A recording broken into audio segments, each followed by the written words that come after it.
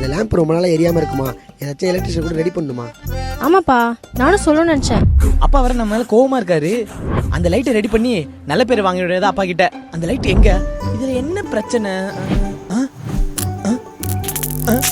இதான் பிரச்சனையா? இப்ப எப்படி ரெடி பண்ற மட்டும் பாரு. இது ஒரு சுத்துனா கரெக்டா ஏய், என்னடா பண்ணிட்டு இருக்க? இல்லப்பா, நீங்க தான் லைட் எரியலன்னு சொன்னீங்கல்ல, அதான் ரெடி பண்ணிக்கிட்டு இருக்கேன். நீ என்ன படிச்ச? Hotel management. இதுக்கும் அதுக்கும் சம்மந்தமே இல்ல. நான் எலக்ட்ரிஷியன் போன் வச்சிருக்கேன், அவன் வந்துட்டு இருக்கான், அவன் ரெடி பண்ணுவான். நீ போடா. பா, எலக்ட்ரிஷியன்லாம் வேணாம். இந்த 2 ஒயரையும் கனெக்ட் பண்ணா இந்த லைட் எரிஞ்சிரும். ஏய், எனக்கு தெரியாதா? மூட்டு போடா. சரிப்பா. Sir, electrician. தம்பி, லைட்டே எரியல. அது ஒன்றும் இல்லை சார், ஒயரு கட் ஆயிருக்கு. ரெண்டுத்தையும் கனெக்ட் பண்ணா லைட் எரிஞ்சிரும். இதே தானே நானும் சொன்னேன். நீ பண்ணுப்பா. ரெடி ஆயிடுச்சுப்பா. சரிப்பா.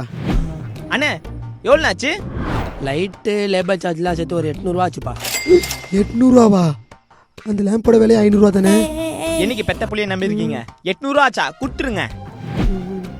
மாடி. அட போப்பா. சார், ஜிபேவா ஃபோன்பேவா? இந்த வரேன்ப்பா. ஐயா சாமி.